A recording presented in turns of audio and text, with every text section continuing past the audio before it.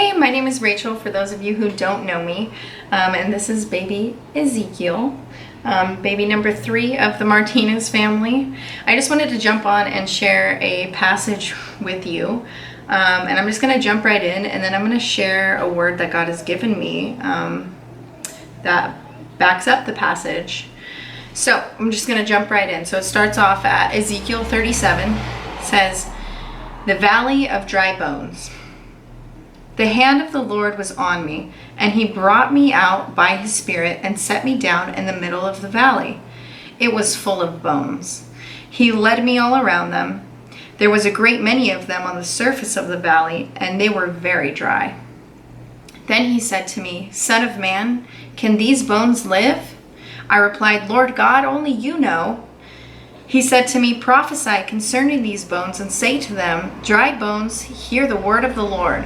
This is what the Lord God says to these bones. I will cause breath to enter you, and you will live. I will put tendons on you, make flesh grow on you, and cover you with skin. I will put breath in you so that you come to life. Then you will know that I am Yahweh.'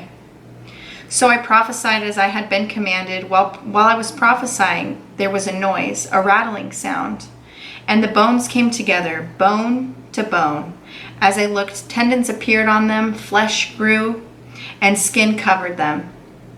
But there was no breath in them. He said to me, 'Prophesy to the breath, prophesy, son of man. Say to it, this is what the Lord God says. Breath, come from the 4 winds and breathe into these slain so that they may live.' So I prophesied as he commanded me. The breath entered them, and they came to life and stood to their feet, a vast army. Then he said to me, 'Son of man, these bones are the whole house of Israel. Look how they say, our bones are dried up, and our hope has perished. We are cut off. Therefore prophesy and say to them, this is what the Lord God says.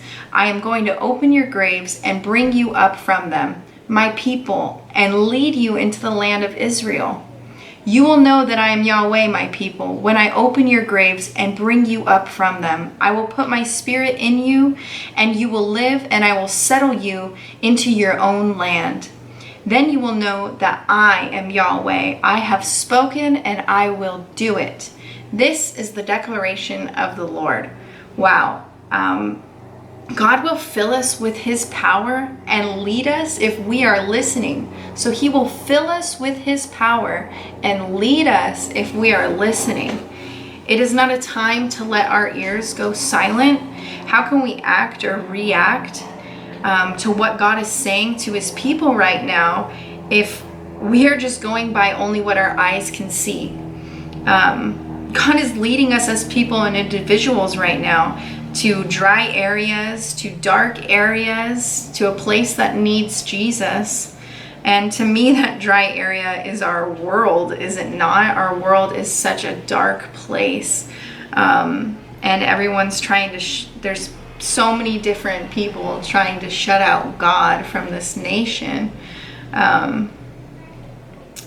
It can be frightening when God calls us by name to enter into our destiny. That's for sure. Our destiny, though, is all the same, just walked out differently.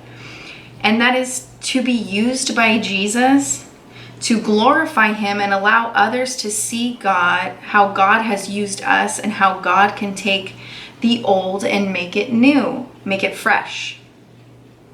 He wants to use us to save them. He wants to save those who don't know him, who have denied him. We are a literal walking sacrifice. Let's see. So when God asked his prophet, "Son of man, can these bones live?" Ezekiel replies, "Lord God, only you know." So that really spoke to me. Because only God knows what he needs of you, of us. Only God knows what he's doing right now. We might not understand it, but he needs us to trust him and hear him in this time. He is saying he will give us life, a life of honor and abundance. He will grow us if we hear him, if we follow suit of the purpose he put in us, this purpose is, this was instilled in us while we were even in our mother's womb. He can and will use us to waken up this dark world, to be a life bringer in our friends, family, and loved ones' lives. In the end of Ezekiel, God says, "You will know I am Yahweh, my people, when I open your grave and bring you up from them." God is a restorer. When God touches your life, or you fully allow him in, he revives a dead heart. He rebuilds a decayed body, and he renews it, no matter how deep someone may be under, someone or any nation may be under. He is able to bring them up from darkness. God is a promise keeper. And in this passage, God promises with a declaration that we will live. Our dead, rotting bones are now a world-shaking promised land. How amazing is that? We have the power, if we allow God to use us, if we open our ears, our hearts, our minds, and just walk into our destiny, no matter how dark, no matter how scary, no matter if we know where he's taking us. I mean, look at what is going on in the world right now. We would have not been able to predict this happening at all, ever.